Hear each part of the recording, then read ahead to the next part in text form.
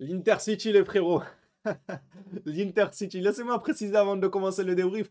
Pour ceux qui ne se connaissent pas très bien en football, alors l'Intercity, ce n'est pas l'Inter de Milan et Manchester City qui ont fusionné leurs forces pour abattre le grand méchant FC Barcelone de Xavi. Non, rien à voir. Nous ne sommes pas dans un dessin animé. L'Inter de Milan, c'est l'Inter de Milan. Manchester City, c'est Manchester City, pardon. Et l'Intercity, c'est l'Intercity. Oui, une équipe de Division 3, vous ne rêvez pas. Elle a fait du mal au FC Barcelone. Elle a fait très mal au Barça. Elle est revenue au score à 3 reprises. Elle a mis 3 buts. Elle a eu de nombreux face-à-face. Et tout ça face au grand FC Barcelone qui a un football alléchant, qui joue super bien au ballon, qu'il ne faut surtout pas s'inquiéter car le Barça est en train de monter petit à petit. Moi, à mon humble avis, je vois une régression de la part du Barça. Franchement, je vous l'avais déjà dit. Je vous l'avais déjà dit que lorsqu'il y avait les Adama, Aubameyang, tout ça, je préférais le football de ce Barça-là. Je préférais le football avec Adama et Aubameyang que maintenant avec Rafinha, Dembélé, Lewandowski, Pedri. Bon, ce soir, ils n'ont pas joué, mais vous m'avez compris. Moi, ça fait déjà plusieurs matchs, je suis déçu. C'est pas que ce soir contre l'Intercity.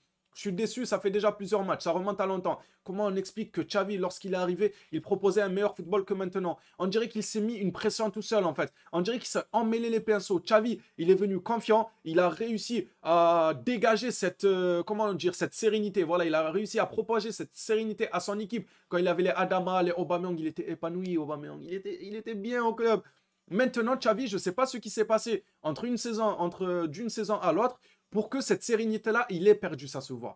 Franchement, ça se voit qu'il n'est pas serein, Xavi. Et il propage cette non-sérénité, justement, ce manque de confiance-là, il le propage sur ses joueurs, et on le voit sur les joueurs, on a du mal à gérer nos temps faibles et nos temps forts. Désolé les gars si vous entendez le renflement, c'est le chien, je n'y peux pas grand-chose. Du coup, on a du mal à gérer nos temps forts et nos temps faibles. Alors vous allez me dire, mais pourquoi on a du mal à gérer nos temps forts? On a mis 4 buts, ce n'est pas suffisant. En face, c'est l'Intercity et on a eu plus de 10 occasions devant les cages. Mais nos ailiers, ils ne savent pas marquer. Franchement, je ne sais pas c'est dû à quoi ce manque de confiance, manque de concentration devant les cages, mais quand tu as un ballon au point de penalty et qu'il faut juste ouvrir ton pied pour le mettre, s'il te plaît, mets-le, tu joues au Barça.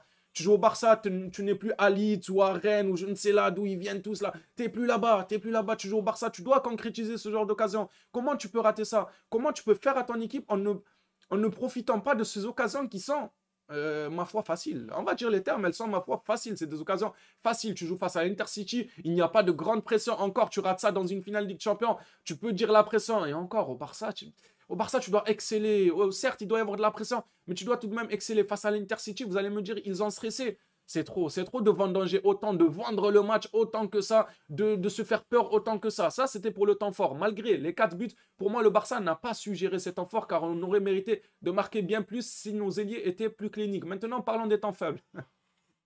Alors, les temps faibles, c'est la pire des choses. Franchement, ça, c'est la pire des choses, les temps faibles. Eric Garça et Marcos Alonso, est-ce qu'on doit en parler? Déjà, chapeau pour le retour de Araujo. Il revient, il fait fermer des bouches comme d'habitude. Lui, il revient, il fait fermer des bouches. But par là, il 120 buts de l'autre côté. Trop fort, Araujo, ça m'a fait plaisir de le revoir. En plus de ça, il revient avec un but. Ce qui ne m'a pas fait plaisir, par contre, c'est l'entrée de Eric Garça et Marcos Alonso. Dégueulasse. Dégueulasse. Est-ce que ça, vous appelez ça une entrée? Moi, pour moi, c'était une sortie. On dirait qu'ils étaient sortis. Il n'y avait personne sur le terrain. En fait, alors il est sorti, ils ont oublié de le remplacer. Il n'y avait personne. Il se fait bouger au physique 2, 3 fois. Marcos Alonso, il est nonchalant. Koundé, un match pas du tout rassurant. Dembélé, bon, Dembélé, on connaît, c'est du gribouillage d'un côté, c'est du banc d'un autre côté. Mais là, c'est le Barça, s'il te plaît, Dembélé. Essaye de garder que le banc. Essaye de garder que tes crochets quand tu casses des reins, etc. Mais arrête d'entacher tes bons choix durant un match, arrête de les entacher par des mauvais choix, en mettant des frappes n'importe où, en ne jouant pas en passe quand il faut, parce que pour moi, une ou deux, voire 3 occasions, il aurait pu la remettre au point de penalty. Notamment, j'ai un petit flashback de l'accent de Kessié au point de penalty, il aurait pu lui remettre, il a préféré mettre une mine sur le gardien. Il faut qu'ils prennent les bonnes décisions. Là, c'est le Barça. Là, c'est le Barça, s'il vous plaît. Soyons un peu plus exigeants envers nos joueurs. Si on veut les revoir à un top niveau, arrêtons de dire, ouais, bah ça va, ok, il a fait 2, 3 crochets. Non, la régularité. La régularité, c'est pareil pour Marcos Alonso.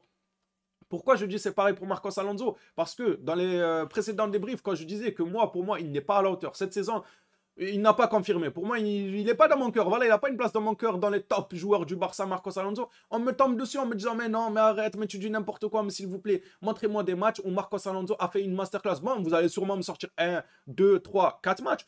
Peut-être, je dis bien peut-être, vous allez me sortir ces matchs-là. Mais on est au Barça. Est-ce que sincèrement, on doit se contenter de 4 bons matchs d'un joueur? Vraiment, maintenant, on est devenu comme ça en fait. On en arrive à là. On en arrive à là, les gars, sérieusement. On en arrive à être content que Marcos Alonso ait réussi 4 matchs. Oh, les gars, non, si vous avez quelques affinités, etc. avec des joueurs, je peux comprendre. Franchement, on a tous des joueurs un peu préférés, des chouchous et tout. Mais là, c'est le club avant tout, les frères. On s'en fout que Marcos Alonso, il a de l'affinité ou que vous l'aimez bien, on s'en fout. Là, c'est le club avant tout. Il a été catastrophique. Et son collègue là, à ses côtés, Eric Garcia, a été catastrophique. Koundé aussi, le match, je n'ai pas du tout aimé. J'ai vraiment pas aimé. S'il y a un petit moi qui m'a impressionné, c'est Pablo Torre, les gars.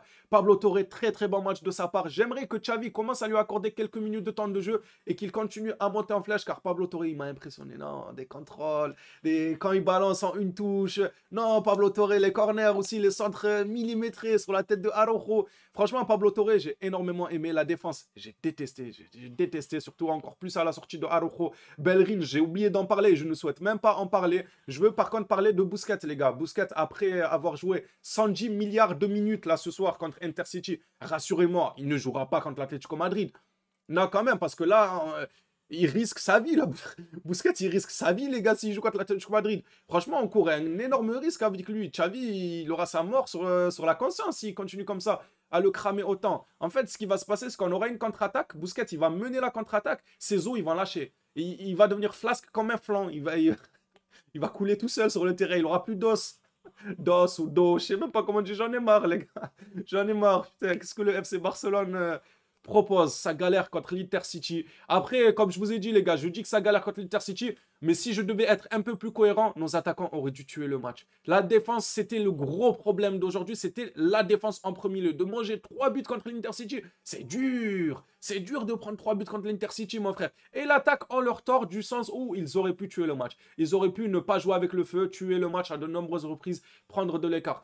Voilà les gars, pour moi ce petit débrief est terminé. Je suis très très fatigué. Je me suis levé à 6 h du matin. Donc je vous laisse imaginer la fatigue que j'ai accumulée, surtout avec une telle prestation du FC Barcelone, se faire peur contre l'Intercity. Allez, en prolongation. C'est un truc de fou, c'est un truc de malade. Voilà les gars, si j'ai oublié quelques trucs, je suis désolé. Je réagis à chaud après le match. Je suis très très fatigué aussi. En manque de sommeil, dites-moi dans les commentaires s'il y a des choses qu'on a oublié de notifier. Dites-moi vos avis aussi sur ce que j'ai notifié. Est-ce que vous êtes d'accord avec, pour moi, Pablo Torre qui a été très très bon, des joueurs comme Dembélé qui n'ont pas été cliniques, ou voir l'attaque entière qui n'a pas été clinique, la défense qui a été catastrophique. Voilà un peu tout ce que j'ai dit, je ne vais pas me répéter. Dites-moi un peu si vous êtes d'accord ou pas. Apportez votre point de vue, l'espace commentaire est fait pour ça. Merci à tous pour votre soutien. N'oubliez pas le petit like, le petit abonnement. Je vous souhaite une agréable soirée, une très bonne nuit à ceux qui vont dormir comme moi. Je vais essayer de ne pas faire des cauchemars de Busquets titulaire face à l'Atlético Madrid. On verra bien les gars d'ici là. Prenez soin de vous et Xavi, s'il te plaît, reprends confiance en toi et propage un peu cette confiance aux joueurs car on ressent que tu as le trac un peu. On ressent que tu as le trac, Xavi. Faites-lui passer le message. On ressent qu'il est peureux et qu'il manque de confiance et ça impacte les joueurs directement ou indirectement. Ça a un impact sur les joueurs. Voilà les phénomènes. Prenez soin de vous.